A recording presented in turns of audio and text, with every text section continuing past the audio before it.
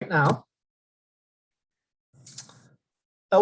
We record for the basic reason that after this webinar is over, we will push this onto our website, www.neeadvantage.com, so that those that could not be in attendance today but still want to view can view that, and we can continue the conversation in an asynchronous manner. Also, throughout the day, as you have questions, please utilize chat to ask those questions, to make comments, etc. We will have portions throughout the webinar for the next hour where we will stop. We will ask specifically for questions. But in the meantime, as you have any questions or need any assistance, feel free to drop those in. With me today, let me go ahead and introduce everybody else from the Network for Educator Effectiveness.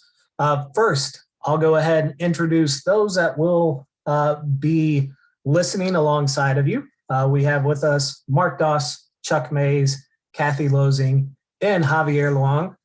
They are integral members of our NEE team and really excited that they're here for this afternoon session as well.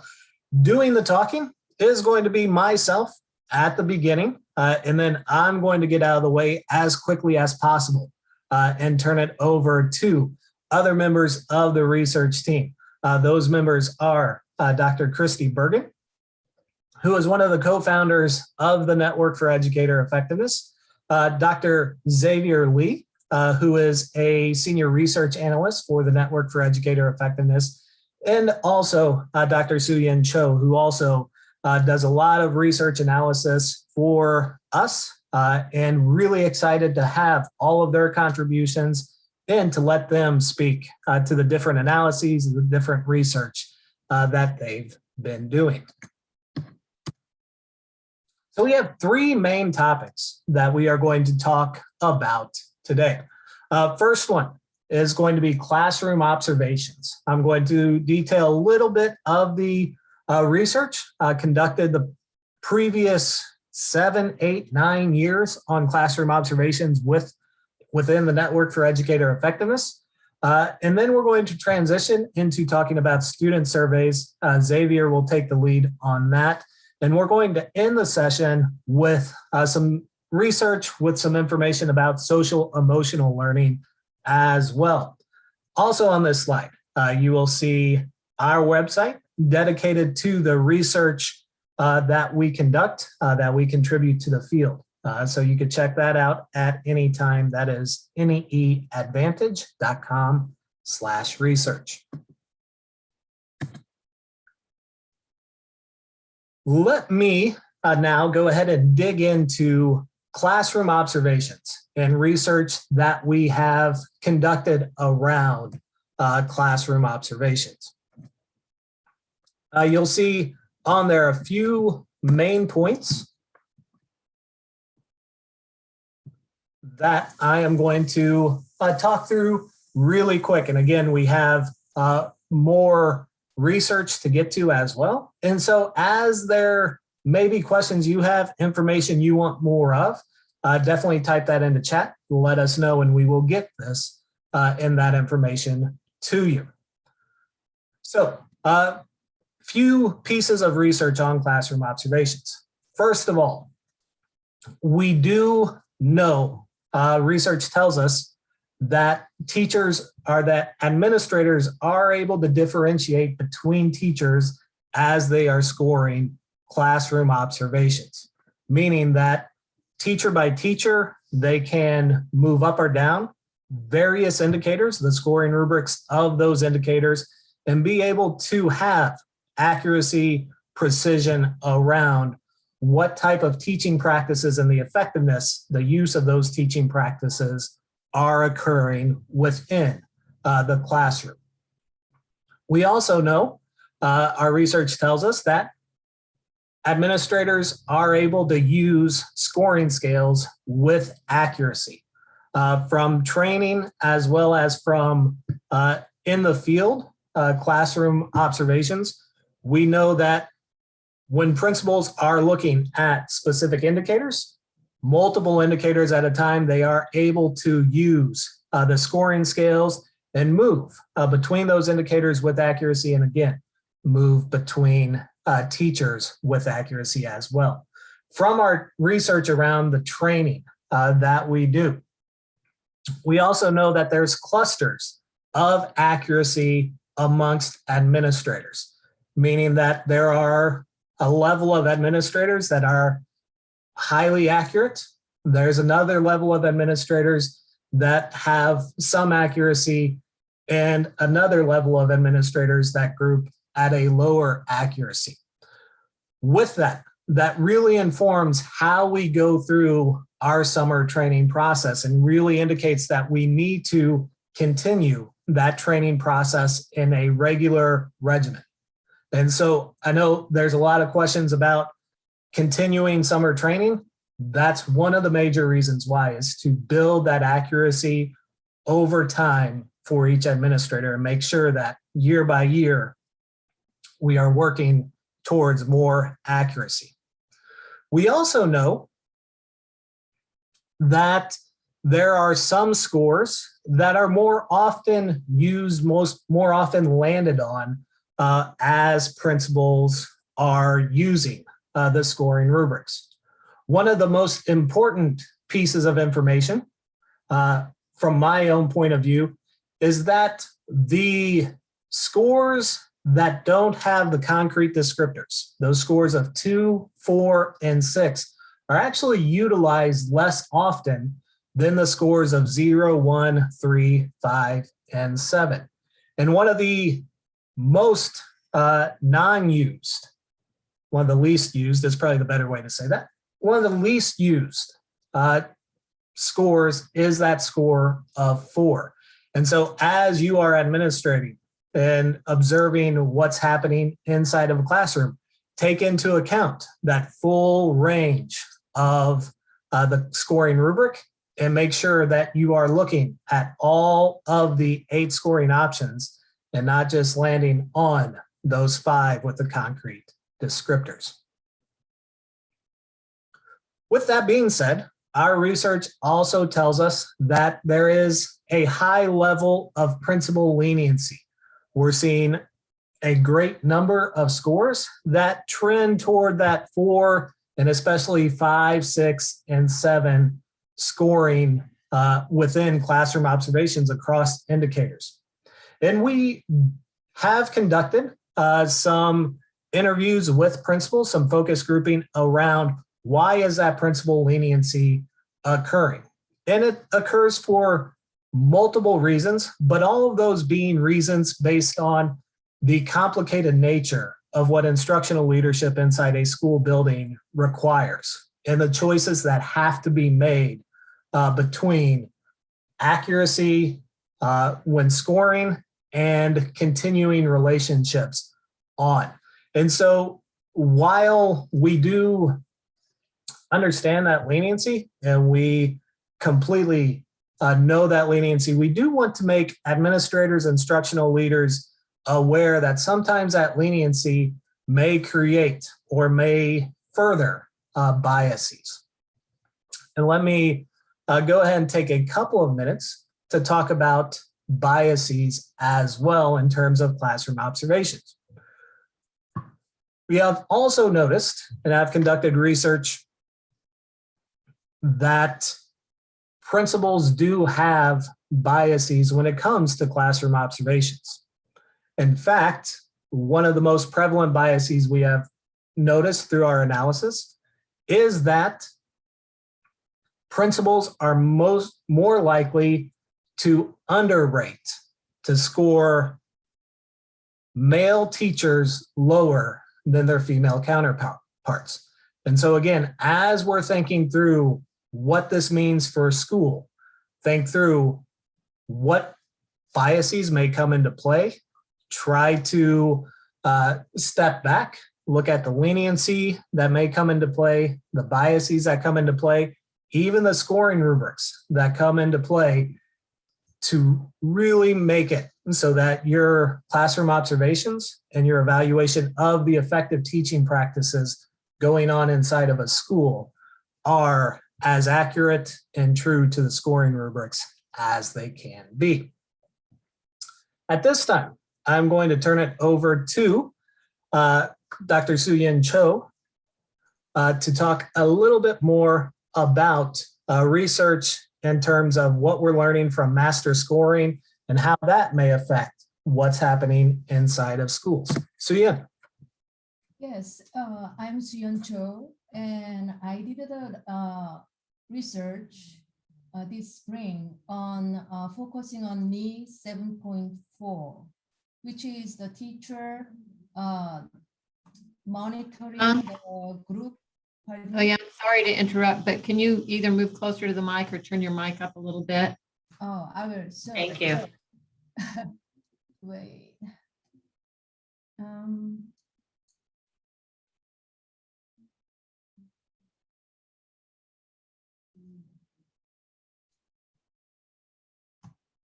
I have 3 monitors, so I'm trying to go into the Zoom monitor. Okay, sorry.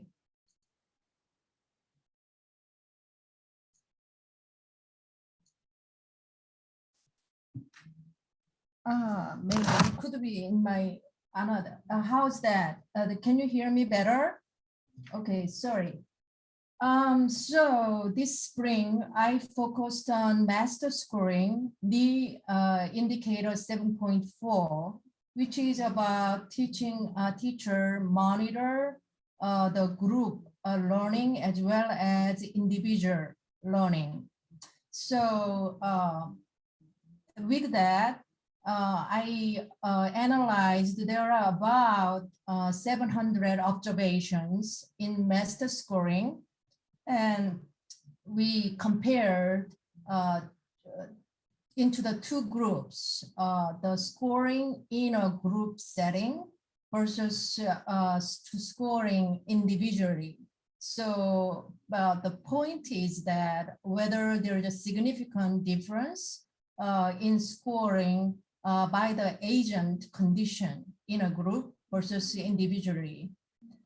So with that, I ran the model and then did the mixed model and then controlling for the differences among the individuals, the people, the administrators, and also the across the different topic, the videos. So I parsed out those effects to see the more clear the relationship between the condition scoring in group versus individual, and found that there is just a statistically significant difference actually. The graders, administrators who scored individually actually statistically the significantly higher, so their scoring is inflated by on average 0.3 points. So what is, we would like to use this information, be aware in the training, so we can improve the accuracy. So yeah, that's the excerpt part of the how can the individual bias, agent's bias can happen in by the condition. Okay, thank you, Su-Yin. So at this time, as there are questions about classroom observations, do drop those into chat. And again, I do apologize. I did not realize that the slides were not showing at the beginning.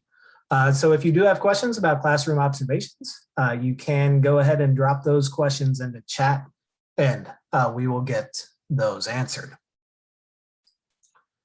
One of the most important things throughout the research that we are conducting for classroom observations is that need for training and the need to continue to come back. Not only summer training, but also thinking through with what we've learned about individual versus group scoring and having processes in place for calibrating together as administrators in a school or across a district, or maybe across a couple of districts as well, so that you are bouncing what you're seeing, the evidence you're collecting off of your fellow instructional leaders as well, and really defining what's happening and looking through those scoring rubrics to improve accuracy. At this time, let's go ahead and move to a discussion about what we've learned with research around student surveys. Xavier, you have the floor. Good afternoon, everyone. I'm Xavier. I'm going to share some of the most recent research findings we have on NEE student survey, and talk about how these findings can address some of your concerns about the accuracy and trustworthiness of the student survey, so that you can use student survey scores to inform your decision making and feedback and or communication with more confidence. First, I'm going to introduce briefly about the student survey, how the student survey were rigorously developed by experts. And then I'm going to share some research findings that show students can distinguish teaching practices and are capable to provide accurate ratings of teacher effectiveness. Finally, we will share some take-home message on the practical implication based on the research findings. The findings we are sharing are mostly based on the peer-reviewed research conference papers or journal papers by NEE Research team. NEE student survey items were rigorously developed based on scientific evidence by a team of experts in educational psychology, measurement, and survey administration.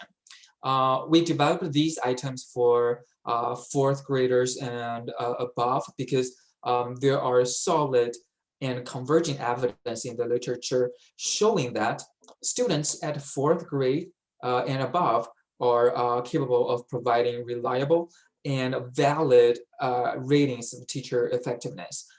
Therefore, the items were carefully designed so that students at or above fourth grade can understand very well.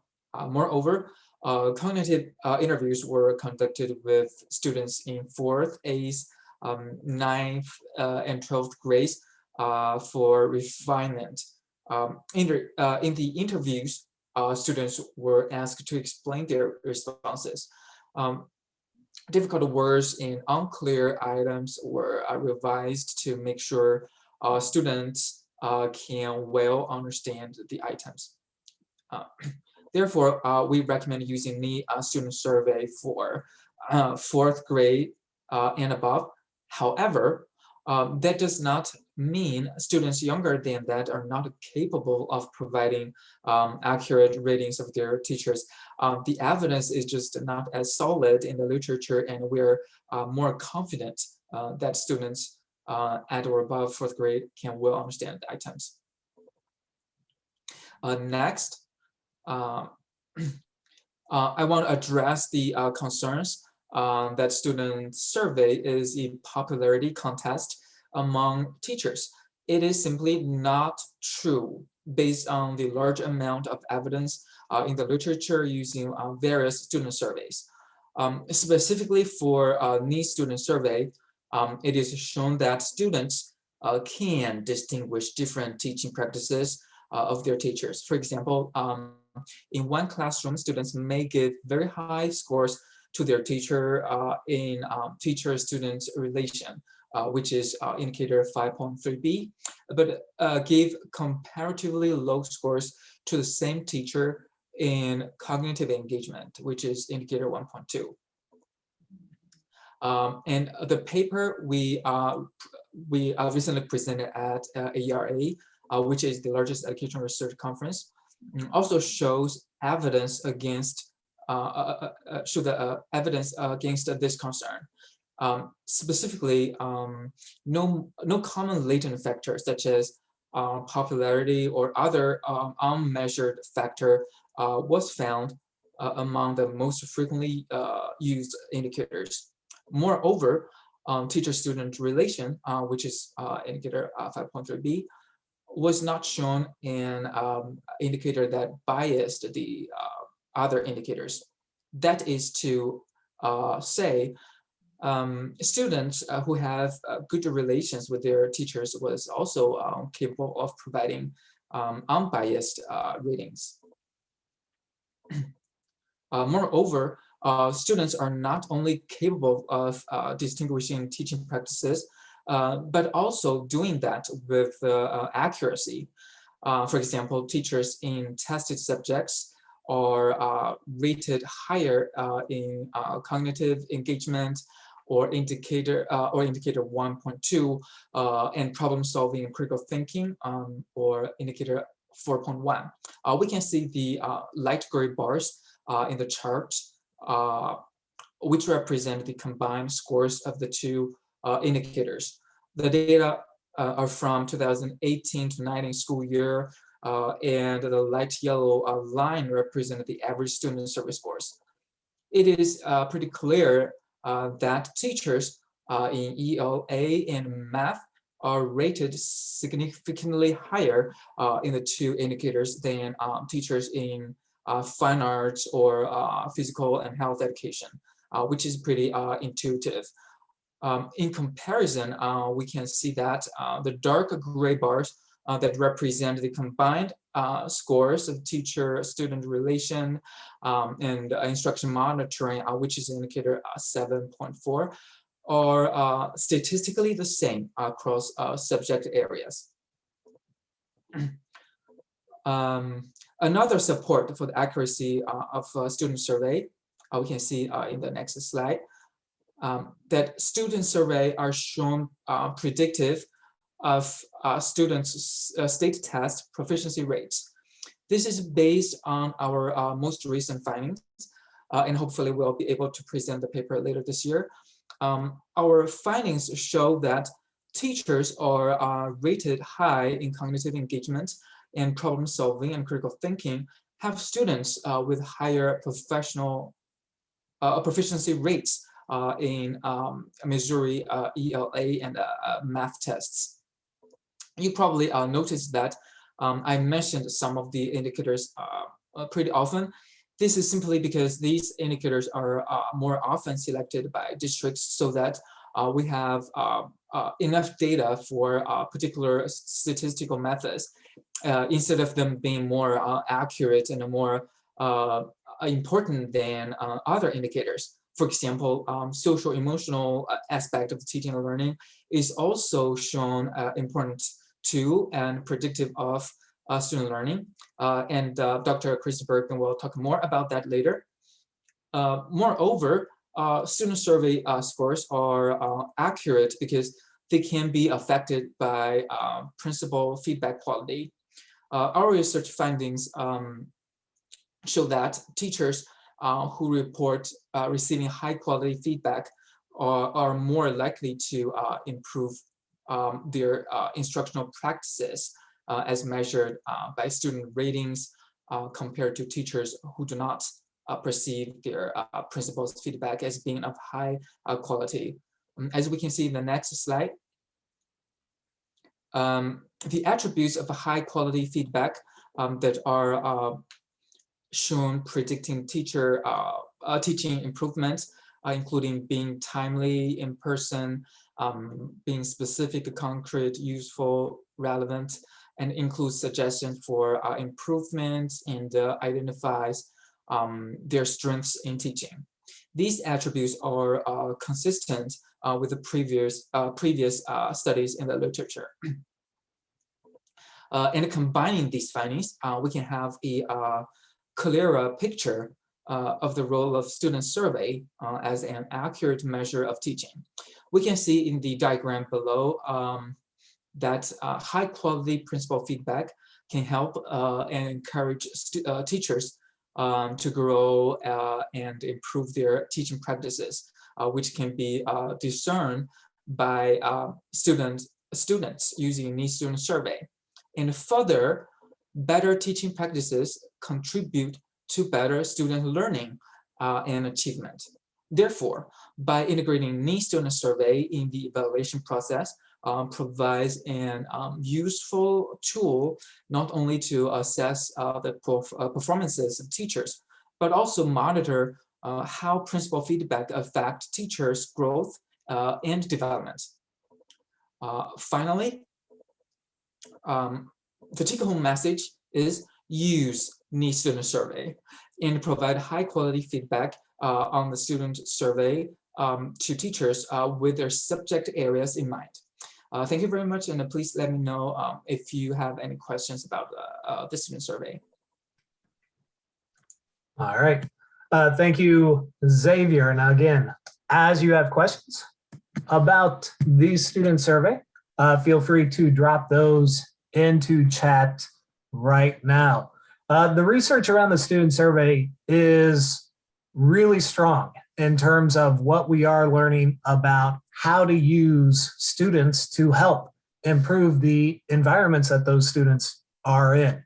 And so thinking through giving students a voice, thinking through which indicators you have students take surveys on. Maybe they're the same indicators as you use for classroom observations. Maybe it's specific indicators that you want to get a student perspective on what's going inside of those learning environments. You have a lot of choice. It's one of the unique things about the NEE student survey is that it is modular. It's indicator by indicator, and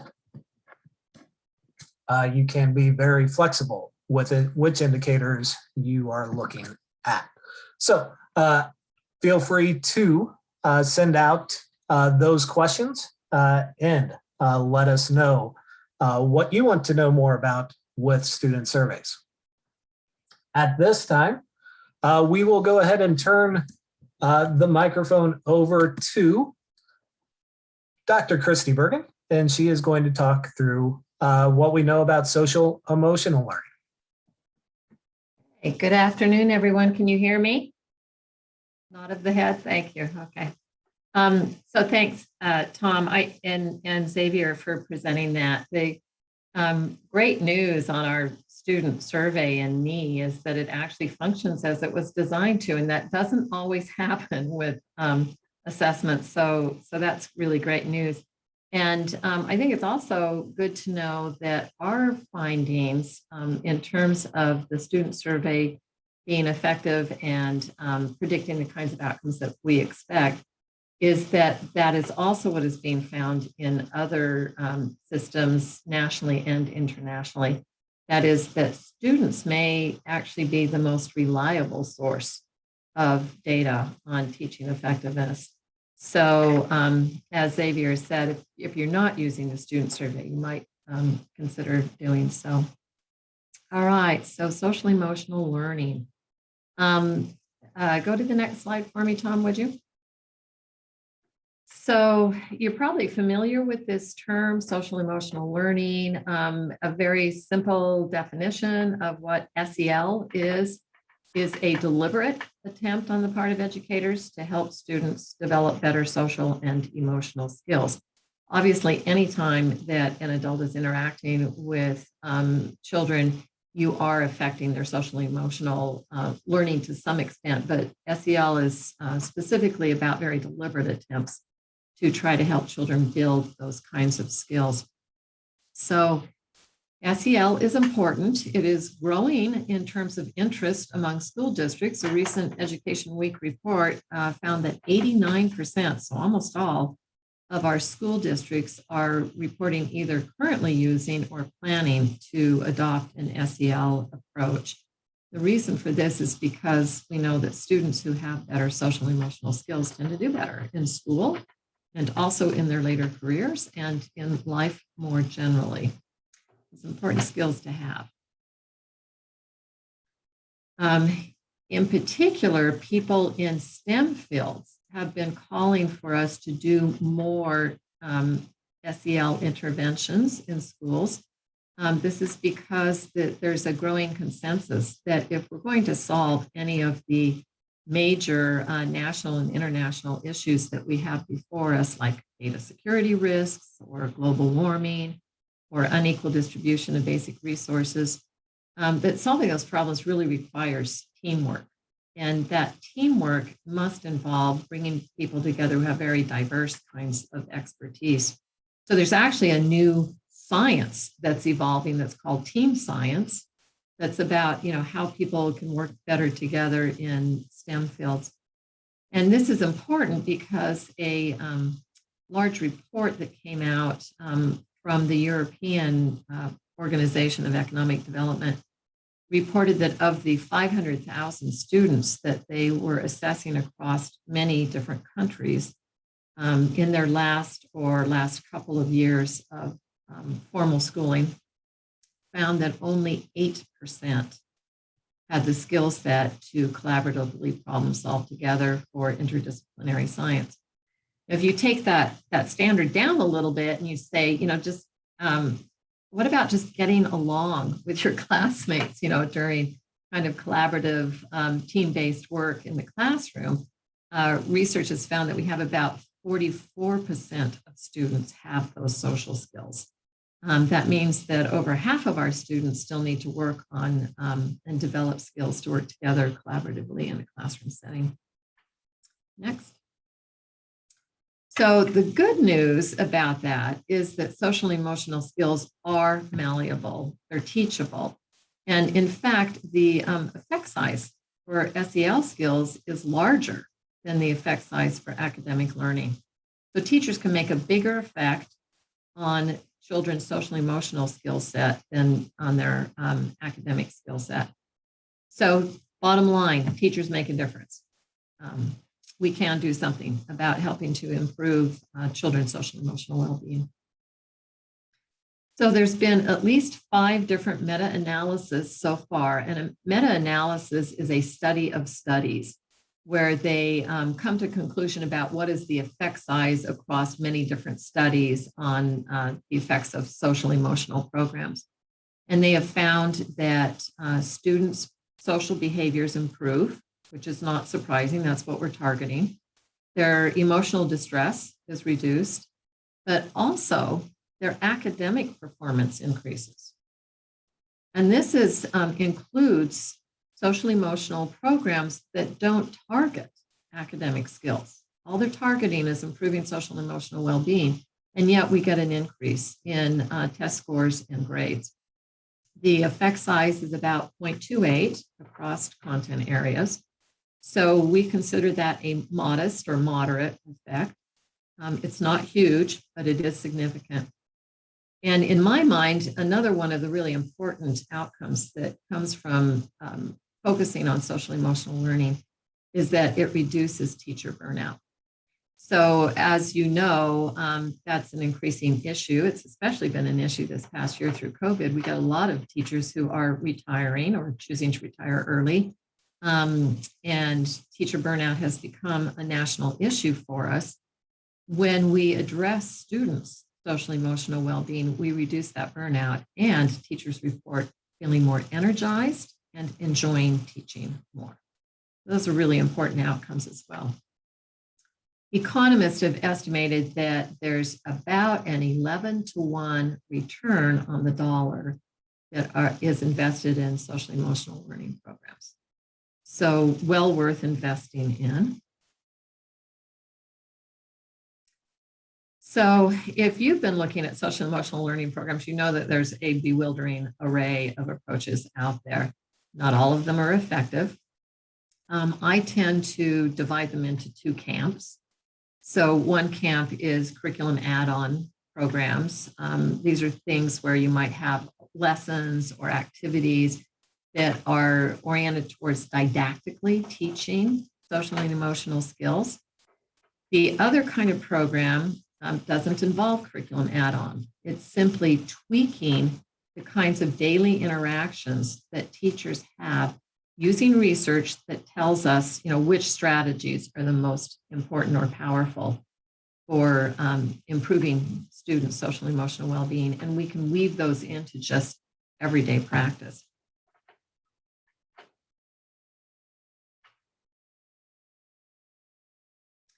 So if you decide to take that first approach, that is, you want to implement a program, a social emotional learning program in your school, you can go to the What Works Clearinghouse, which is run by the Federal Department of Education.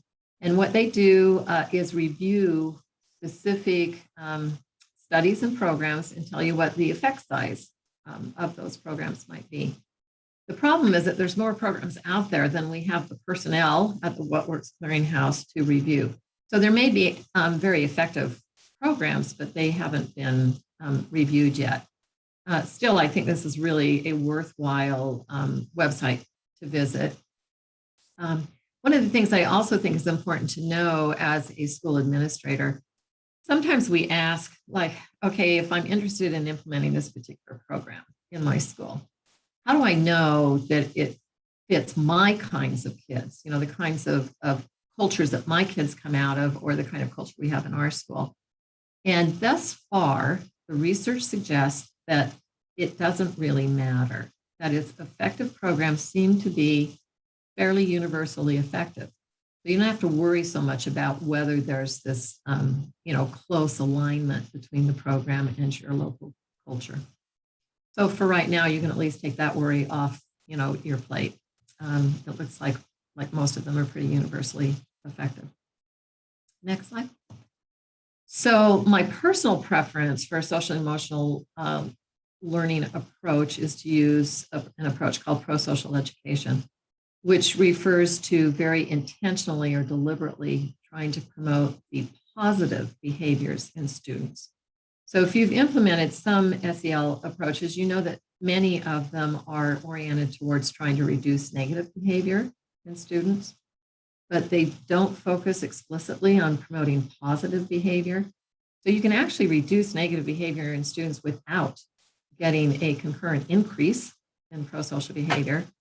Whereas if you focus on the prosocial, the reverse is not true. If you focus on enhancing positive behavior, you also get a reduction in negative behavior. So it's a win-win situation. And in my mind, that's the approach to take. So that's one that I advocate for, or that's my preferred approach. And what we do with prosocial education is we give teachers very practical research-based strategies that they can use in their classroom. There's no curriculum add-on. It's just changing the way that they interact with their students. And later we're going to get into which NEE indicators might do this for you. Next. So one of the reasons that I'm a fan of prosocial education is because we have robust research that shows that as we increase students' positive behaviors, we get tremendous benefits for those students and for the overall school climate. So one of them is we get higher grades and test scores. So more prosocial students do better academically in school. And the interesting thing is if we can raise the prosocial behavior of kids in a classroom, if you were to take a child, let's call him Sammy, and drop him into a classroom with more prosocial students, he's going to do better academically than if you take that same child, Sammy, and drop him into a classroom with fewer prosocial students. So students benefit from having prosocial classmates as well. When students are more prosocial, they cope with stress better. They tend to feel happier and more satisfied with their lives.